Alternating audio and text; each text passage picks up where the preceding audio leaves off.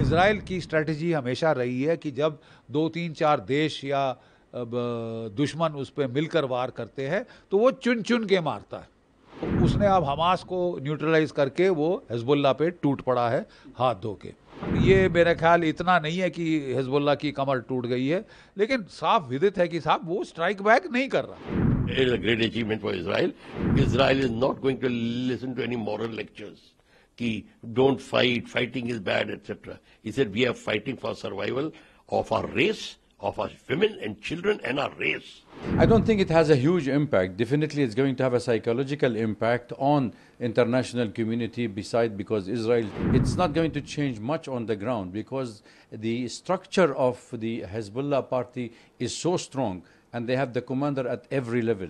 अब बात यह है कि साहब अमेरिका बहुत देर से चेता रहा था इजराइल को कि भैया एस्केलेट मत करो, अब सीज फायर कर लो, अब ख़त्म करो।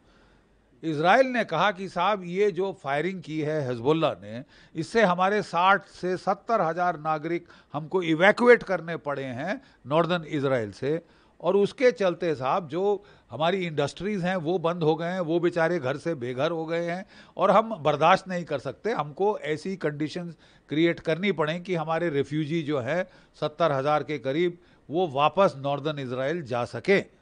हमको बर्दाश्त नहीं है कि कोई देश हम पे धड़ाधड़ रॉकेट फायर किए जा रहा है पिछले 1 साल से, और हम हाथ पे हाथ धरे बैठे हैं। इजराइल की स्ट्रेटजी हमेशा रही है कि जब 2-3-4 देश या दुश्मन उस पर मिलकर वार करते हैं तो वो चुन चुन के मारता है। पहले स्ट्रॉन्गेस्ट को जो है इमीडिएट थ्रेट को न्यूट्रलाइज करता है, फिर अगली थ्रेट, इस तरह करके वो चुन चुन के मारता है। तो उसने अब हमास को न्यूट्रलाइज करके वो हिजबुल्लाह पे टूट पड़ा है हाथ धो के। अमेरिकी परेशान हो रहे हैं क्योंकि वो वरिड हैं कि उनकी इलेक्शन के पहले एकदम एस्केलेशन ना हो जाए, तो उन्होंने बहुत मना करने की कोशिश करी, लेकिन इजराइल ने एक नहीं सुनी है।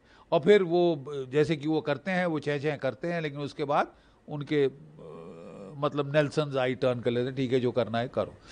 और वो अब इजराइल को कह रहे हैं भैया जो भी करना है जल्द से जल्द कर लो, क्योंकि हमारे जो एयरक्राफ्ट कैरियर बैटल ग्रुप्स हैं वो कितने महीनों से लगे हुए हैं वहाँ, उनको भी रीसप्लाई करना है, खाना पानी एमुनेशन वगैरह वाटर उसमें करना है, क्रूज़ को ब्रेक देनी है, तो जो कुछ करना है आप जल्दी करिए।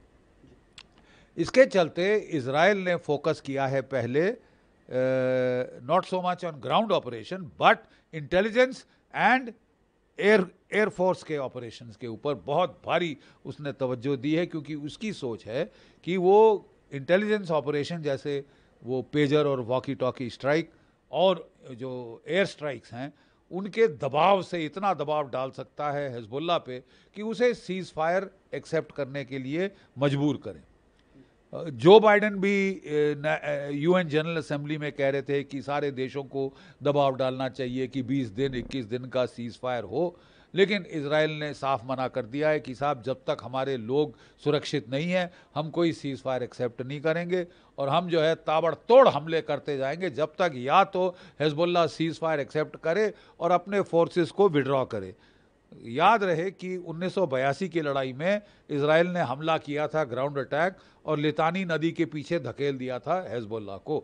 उसके बाद वो फिर आगे आ गए थे जब वो ख़त्म हुआ ऑपरेशन, और फिर 2006 में दोबारा हमला किया था इजराइल ने बड़ा ज़ोरदार, और उसके बाद ये तीसरी बार है जबकि वो ताबड़तोड़ हमले कर रहा है, प्रीएम्प्टिव स्ट्राइक्स कर रहा है, काफ़ी नुकसान पहुंचा दिया है उसने हिजबुल्लाह को।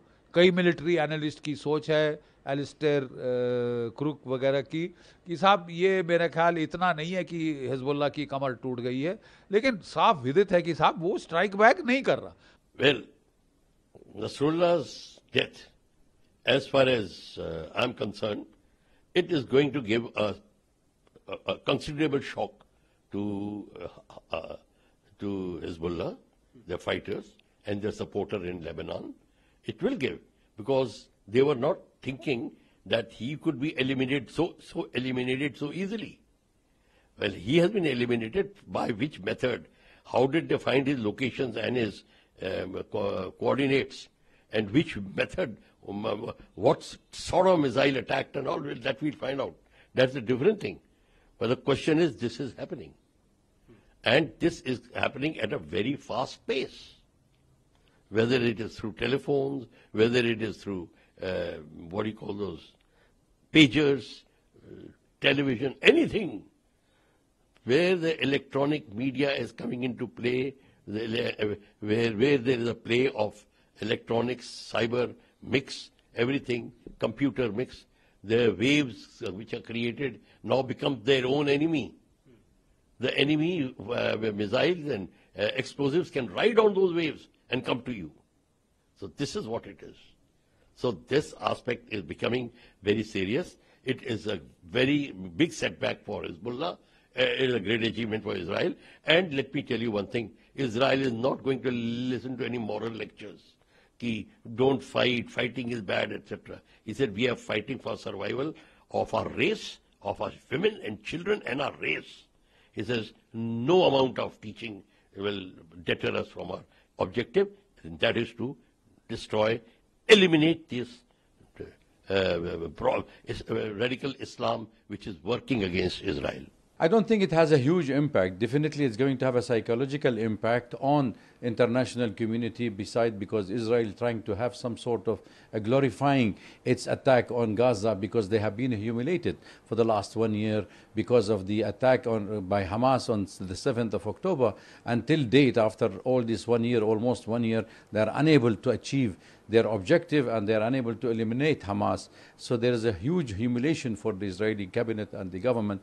So killing a leader of commando of the or supreme leader of the Hezbollah party is a gain for them. But having said that, I would say still we have to wait and see. It's not going to change much on the ground because the structure of the Hezbollah party is so strong and they have the commander at every level. So there is no question that they will have an impact. In fact, when Israel was trying to destroy the communication system, with like they blew up, detonate bombs in the pagers, the talkie-walkie and laptops, it didn't change much on the ground. So the ground reality is different from what the psychological war is on. So you're saying that this will not a lot. So who will succeed Nasrallah, and what? How will they retaliate? See, the question here we have to understand that the war on Lebanon is not the war on Hezbollah. The pretext that it is Hezbollah who is defending, who is causing the trouble for Israel, is just a pretext to invade Lebanon. Israel aiming and occupying more territories of Lebanon, gaining access to the water of Lebanon, because that is the whole doctrine of Israel, land and water. So they will not stop. So Hezbollah is only a pretext. If you will know that 1982, when Hezbollah was born, it was born out of the Israeli invasion of Beirut, where they invaded Beirut and then Hezbollah came to power, came to the light. So therefore, as long as there is occupation and annexation of land, there is a resistance. So the fight currently is not, but Hezbollah has taken the lead. It was only with Hezbollah that they could deter Israel from invading Lebanon again. And that is what we keep on saying to the rest of the world. Nobody wants a war, but nobody wants occupation. So if you end occupation, the war is over. And Hezbollah said to Israel very clearly from the 7th of October, if you don't stop the attack and all your hostility against the Palestinian in Gaza Strip and West Bank, we will not stop attacking you. So I think that was the message from Hezbollah. But the war has been going on for years with Lebanon. In fact, we know that Lebanon is still part of Sheba Farms, which is a Lebanese territories, are still under occupation. So we know that Israel is occupying territories and the war will continue.